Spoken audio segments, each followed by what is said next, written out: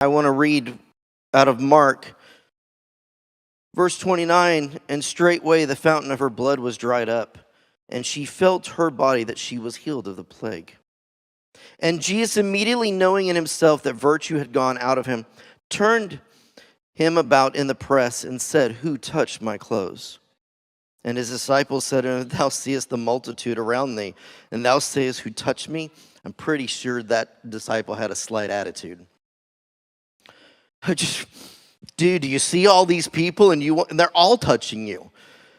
And he looked around and see her and that had done this thing. But the woman, fearing and trembling, knowing what she was done in her, came and fell before him and told him all the truth. And he said to her, Daughter, thy faith hath made you whole. Go in peace and be whole of thy plague. It was her faith. How important is your faith in your daily operations, in your daily lives? Hers, the crowds, everything was against her to push forward. She'd already been kicked out of the city. She'd already been ridiculed. She was already embarrassed.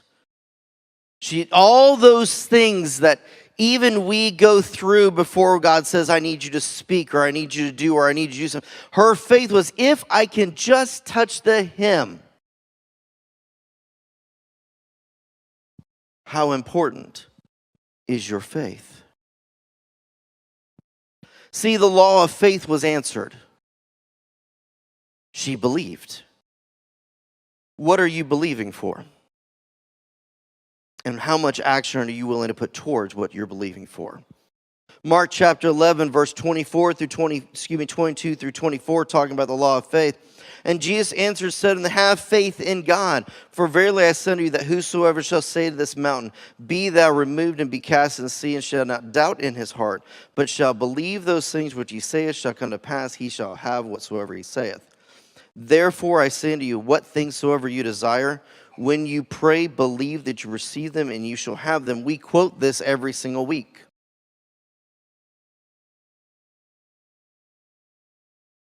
Pastor Donna did a teaching, it's probably been 6 months or so ago, I guess, on doubt and unbelief.